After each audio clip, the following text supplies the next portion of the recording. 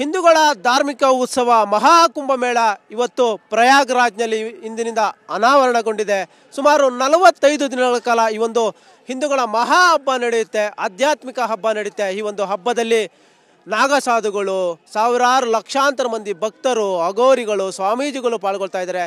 ನೀವು ನೋಡ್ತಾ ಇರ್ಬೋದು ನನ್ನ ಹಿಂದೆ ಈ ಒಂದು ತ್ರಿವೇಣಿ ಸಂಗಮದತ್ತ ಗಂಗಾ, ಯಮುನಾ, ಅದೃಶ್ಯ ಸರಸ್ವತಿ ಸೇರುವಂತಹ ಒಂದು ತ್ರಿವೇಣಿ ಸಂಗಮದಲ್ಲಿ ಶಾಹಿ ಸ್ನಾನ ಮಾಡಬೇಕು. ಪವಿತ್ರವಾದ ಈ ಒಂದು ಸ್ಥಳದಲ್ಲಿ ಸ್ನಾನ ಮಾಡಿ ಪಾಪ ಕಳೆದು ಪುಣ್ಯವನ್ನು ಪಡಿಬೇಕು ಅಂತ ಲಕ್ಷಾಂತರ ಮಂದಿ ಬರ್ತಾ ಇದ್ದಾರೆ. ಜನವರಿ 13 ಅಂದರೆ ಇವತ್ತು ಪೌರಿಷ್ ಪೂರ್ಣಿಮೆ ಏನಿದೆ, ಈ ಒಂದು ಪೂರ್ಣಿಮಾ ದಿನದಂದು ಈ ಒಂದು ಮಹಾಕುಂಭಮೇಳ ಶುರುವಾಗಿದೆ. 144 ವರ್ಷಗಳೊಮ್ಮೆ ಬರುವಂತಹ ಈ ಒಂದು ಅತಿ ದೊಡ್ಡ ಅತಿ ಪುಣ್ಯವಾದಂಥ ಒಂದು ಈ ಒಂದು ಕ್ಷಣಗಳಿಗೆ ನಾವೆಲ್ಲರೂ ಕೂಡ ಸಾಕ್ಷಿಯಾದ್ವಿ. ನೀವು ನೋಡ್ಬೋದು ಲಕ್ಷಾಂತರ ಮಂದಿ ಹಿರಿಯರು ಅಂದರೆ ತುಂಬ ಯಾಕಂದರೆ ಕಿರಿಯರು ಪ್ರತಿಯೊಬ್ಬರು ಕೂಡ ಬರ್ತಾ ಇದ್ದಾರೆ, ಮಹಿಳೆಯರು ಬರ್ತಾ ಇದ್ದಾರೆ, ಲಗೇಜ್ಗಳನ್ನ ಹಿಡ್ಕೊಂಡು ಆ ಒಂದು ಈ ಒಂದು ಗಂಗಾ ಯಮುನಾ ತ್ರಿವೇಣಿ ಸಂಗಮದತ್ತ ಹೋಗ್ತಾ ಇದ್ದಾರೆ. ಕರ್ನಾಟಕದ ಯಾತ್ರಿಗಳು ಕೂಡ ಬಂದಿದ್ದಾರೆ, ಬೇರೆ ಬೇರೆ ರಾಜ್ಯಗಳಿಂದ ಬರ್ತಾ ಇದ್ದಾರೆ. ಅವ್ರನ್ನೂ ಕೂಡ ಮಾತಾಡ್ತೀನಿ. ನೀವು ಎಲ್ಲಿಂದ ಬಂದಿರೋಂಥದ್ದು, ಕರ್ನಾಟಕದ ಯಾವ ಒಂದು ಇದರಿಂದ ಬಂದಿರೋದು? ಸರ್, ನನ್ನ ಹೆಸರು ಅಕ್ಷಯ್ ಜ್ಞಾನಮೂಟೆ ಅಂತ.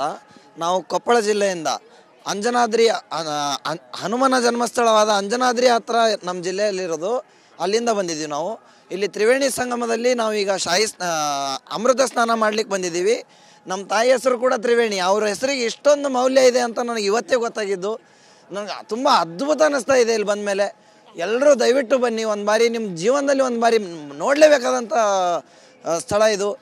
ವಿಶ್ವದ ಮಹಾ ಹಬ್ಬ ಇದು. ಇಲ್ಲಿ ಕುಂಭಮೇಳಕ್ಕೆ ಬರಲೇಬೇಕು. ಎಲ್ಲರೂ ಬಂದು ಒಂದು ಸಾರಿ ನೋಡ್ಕೊಂಡು ಹೋಗಿ. ಎಲ್ಲ ಥರ ಅನುಕೂಲಗಳು ಎಲ್ಲದೂ ಇದೆ. ಯೋಗಿ ಬಾಬಾ ಎಲ್ಲದೂ ಮಾಡಿದ್ದಾರೆ, ಬಂದು ಹೋಗಿ. ಇಲ್ಲಿ ನಿಮ್ಮ ಮಗ ಹೇಳ್ತಾ ಇದ್ರು, ತ್ರಿವೇಣಿ ಸಂಗಮದಲ್ಲಿ ಅಮೃತ ಸ್ನಾನ ಮಾಡಬೇಕು, ಶಾಹಿ ಸ್ನಾನ ಮಾಡಬೇಕು. ಆ ಒಂದು ಪುಣ್ಯ ಸ್ಥಳಕ್ಕೆ ನಾವು ಬಂದು ತುಂಬ ಖುಷಿ ಆಗ್ತಿದೆ. ನಿಮ್ಮ ಹೆಸರು ಕೂಡ ತ್ರಿವೇಣಿ. ಇವಾಗ ತ್ರಿವೇಣಿ ಸಂಗಮದಲ್ಲಿ ಮಿಂದೆ ಹೇಳ್ತಾ ಇದ್ದೀರಾ, ಯಾವ ರೀತಿ ಇದೆ ಫೀಲ್? ಅಲ್ಲ, ತ್ರಿವೇಣಿ ಪಾವನ ಆಗಿಬಿಡ್ತು ಅಂತ ಹಾಗೆ ನನಗೆ ಅನಿಸ್ತಾ ಇದೆ. ನನ್ನ ಹೆಸರಿಗೆ ಈಗ ಒಂದು ಸಾರ್ಥಕತೆ ಬಂತು. ನನ್ನ ಹೆಸರಿನ ಮಹತ್ವ ನನಗೆ ಗೊತ್ತಿರಲಿಲ್ಲ. ಇವಾಗ ಇಲ್ಲಿಗೆ ಬಂದಿಂದ ನನಗೆ ಅನಿಸ್ತಾ ಇದೆ, ನಮ್ಮ ತಂದೆ ತಾಯಿ ಭಾಳ ಒಳ್ಳೆ ಹೆಸರಿಟ್ಟಿದ್ದಾರೆ ನನಗೆ ಅಂತ. ತುಂಬ ಖುಷಿ ಆಗ್ತಾ ಇದೆ ನನಗೆ. ನೀವು ಎಷ್ಟು ಖುಷಿಯಾಗಿದ್ದೀರಾ? ಯಾಕಂದರೆ ಈ ಒಂದು ಪ್ರತಿಯೊಬ್ಬರಿಗೂ ಒಂದು ಕನಸಿರುತ್ತೆ, ನಾವು ಜೀವನದಲ್ಲಿ ಒಮ್ಮೆ ಆದರೂ ನಾವು ಹಿಂದೂಗಳಾಗಿ ಹುಟ್ಟಿದ ಮೇಲೆ ಕಾಶಿಗೆ ಹೋಗಬೇಕು, ಆ ಒಂದು ಗಂಗೆಯಲ್ಲಿ ಸ್ನಾನ ಮಾಡಬೇಕು ಅಂತ. ಇವತ್ತು 3 ಅಂದರೆ ಗಂಗಾ, ಯಮುನೆ, ಸರಸ್ವತಿ ಸೇರುವಂತಹ ಈ ಒಂದು ತ್ರಿವೇಣಿ ಸಂಗಮದಲ್ಲಿ ನೀವು ಸ್ನಾನ ಮಾಡ್ತೀವಿ. ತುಂಬ ಅದ್ಭುತ ಅನಿಸುತ್ತೆ ಸರ್. ನನಗೆ ಏನಂದರೆ ಸನಾತನ ಧರ್ಮದ ಬಗ್ಗೆ ಅಷ್ಟೊಂದು ಕಾಳಜಿ ಇರಲಿಲ್ಲ, ಯಾರಿಗೇ ಆಗಲಿ, ಯೂತಿಗೆ ಇರೋದಿಲ್ಲ. ಆದರೆ ನಮಗಿದು ಬಂದಿದೆ ಅಲ್ಲ, ಇದೆಲ್ಲ ನೋಡಿ ನನಗೆ ಎಷ್ಟು ಖುಷಿ ಆಗ್ತಾ ಇದೆ ಅಂದರೆ, ಎಲ್ಲ ಜನಗಳು ಜಾಗೃತಿ ಆಗಿದ್ದಾರೆ. ಇದೆಲ್ಲ ಇಂಥ ಧಾರ್ಮಿಕತೆಯೆಲ್ಲ ನಾವೆಲ್ಲ ಪಾಲ್ಗೊಳ್ಬೇಕು. ನಾವು ಭಯ ಬಿಟ್ಕೊಂಡು ತುಂಬ ಗದ್ದಲ ಇರುತ್ತೆ, ಹೋಗೋದು ಬೇಡ ಅಂದರೆ ಯಾರು ಮಾಡ್ಬೇಕು ಸರ್? ಅದು ನಾವಿಲ್ಲದೆ ಯಾರು ಮಾಡಬೇಕು? ಹಾಗಾಗಿ ನಮಗಿದು ಬೇಕೇ ಅನಿಸುತ್ತೆ. ನಾವು ಬರಬೇಕು. ಕಷ್ಟ ಏನೂ ಇಲ್ಲ. ಇಲ್ಲಿ ಬಂದರೆ ಎಲ್ಲ ಸುಖವಾಗಿದೆ, ಎಲ್ಲ ಸರಾಗವಾಗಿ ನಡೀತಾ ಇದೆ. ಯಾವುದೇ ತೊಂದರೆಗಳಿಲ್ಲ ಇಲ್ಲಿ, ಯಾವುದೇ ತೊಂದರೆಗಳಿಲ್ಲ, ಏನೂ ಇಲ್ಲ ಇಲ್ಲಿ. ಇಲ್ಲಿ ಬರ್ಬೋದು, ಎಲ್ಲರೂ ಬನ್ನಿ. ಇನ್ನು 29 ಫೆಬ್ರವರಿ ತನಕ, 26 ಫೆಬ್ರವರಿ ತನಕ ಇದೆ. ಎಲ್ಲ ಕರ್ನಾಟಕದವ್ರಿಗೆ ಕೇಳ್ಕೊಳ್ಳೋದಿಷ್ಟೇ, ಬನ್ನಿ ಎಲ್ಲರೂ ಧರ್ಮವನ್ನು ಉಳಿಸಿ. ಈಗ ಯಂಗ್ಸ್ಟರ್ಸ್ಗೆ ದೇವಸ್ಥಾನ ಅಷ್ಟೆಲ್ಲ ನಂಬಿಕೆ ಇಲ್ಲ ನಿಮಗೆ, ಯಾಕಂದರೆ ಈ ಒಂದು ಧಾರ್ಮಿಕ ಹಬ್ಬಕ್ಕೆ ಪಾಲ್ಗೊಳ್ತಾ ಇದ್ದೀರಾ. ಇವತ್ತು ಪವಿತ್ರ ಸ್ನಾನ ಮಾಡೋಕ್ಕೆ ಹೋಗ್ತಾ ಇದ್ದೀರಿ, ಯಾವ ರೀತಿ ಅನಿಸ್ತಾ ಇದೆ? ಈ ಒಂದು ಉತ್ಸವ ನೋಡ್ತಾ ಇದ್ರಿ ಎಲ್ಲ ಕಣ್ಣು ಪಾವನ ಆಗಿಬಿಟ್ಟಿದೆ ನಂದಂತೂ. ಇಷ್ಟೆಲ್ಲ ನಾನು ನೋಡ್ತೀನಿ ಅಂತ ನಾನು ಅಂದ್ಕೊಂಡೇ ಇರಲಿಲ್ಲ.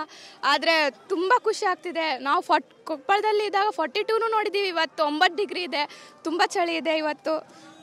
ಭಾಳ ಖುಷಿ ಆಗೈತೆ. ನಾವು ಕೊಪ್ಪಳದಿಂದ ಬಂದೀವಿ, ಭಾಳ ಸಂತೋಷ ಆಗೈತೆ. ಎಲ್ಲ ನಜರ ನೋಡಿದೆ ಅಂದರೆ ಭಾಳ ಖುಷಿ. ಎಲ್ಲ ಏನು ಮಾತ್ರ ಬರಲ್ಲ, ಅಷ್ಟು ಖುಷಿ ಐತಿ ನಮಗೆ. ಭಾಳ ಈ ಥರ ಎಲ್ಲ ಜನ ನೋಡ್ಬೇಕು, ಕರ್ನಾಟಕವ್ರು ಎಲ್ಲ ಜನ ಬರಬೇಕು, ಇಲ್ಲೇ ನೋಡ್ಬೇಕು ಎಲ್ಲ ಹೆಂಗೆ ಐತಿ. बहुत अच्छा लगा, बहुत बढ़िया. अब की बार मोदी फिर जीतेंगे. मोदी योगी जिंदाबाद. बहुत अच्छा. तीनों लोक धन्य है, देवता प्रसन्न है, आज मनोकामना फली, आज मनोकामना फली. जय श्री राम, ಜೈ ಶ್ರೀರಾಮ್, ಜೈ ಶ್ರೀರಾಮ್, ಜೈ ಶ್ರೀರಾಮ್, ಜೈ ಶ್ರೀರಾಮ್. ನಿಜಕ್ಕೂ ನೋಡು, ಭಕ್ತರು ಎಷ್ಟು ಉತ್ಸಾಹದಿಂದ ಈ ಒಂದು ಮಹಾಕುಂಭಮೇಳದಲ್ಲಿ ಭಾಗವಹಿಸ್ತಾ ಇದ್ದಾರೆ ಅಂತ. ಯಾಕಂದರೆ ಪ್ರತಿಯೊಬ್ಬರು ಬರಬೇಕು. ನಮ್ಮ ಸನಾತನ ಧರ್ಮ ಎಷ್ಟರ ಮಟ್ಟಿಗೆ ಇದೆ, ಈ ಒಂದು ಉತ್ತುಂಗವಾದಂಥ ಈ ಒಂದು ವೈಭವ ಸಂಸ್ಕೃತಿಯನ್ನು ನಾವೆಲ್ಲರೂ ಕೂಡ ಕಣ್ತುಂಬ್ಕೊಳ್ಬೇಕು. ಇಂಥ ಒಂದು ಪವಿತ್ರ ಸ್ಥಳಕ್ಕೆ ಬಂದು ಆ ಒಂದು ಅಮೃತ ಸ್ನಾನವನ್ನು ಮಾಡಿದ್ರೆ, ಶಾಹಿ ಸ್ನಾನವನ್ನು ಮಾಡಿದ್ರೆ ನಮಗೆ ನಿಜಕ್ಕೂ ಕೂಡ ಪುಣ್ಯ ಸಿಗುತ್ತೋ ಅನ್ನೋ ನಂಬಿಕೆಯಲ್ಲಿ ಭಕ್ತರು ಬರ್ತಾ ಇರುವಂಥದ್ದು. ಕ್ಯಾಮ್ರಾ ಪರ್ಸನ್ ವಿಷ್ಣುವರ್ಧನ್ ಜೊತೆ ಶಿವರಾಜ್ ಕುಮಾರ್, TV9 ಉತ್ತರ ಪ್ರದೇಶ್.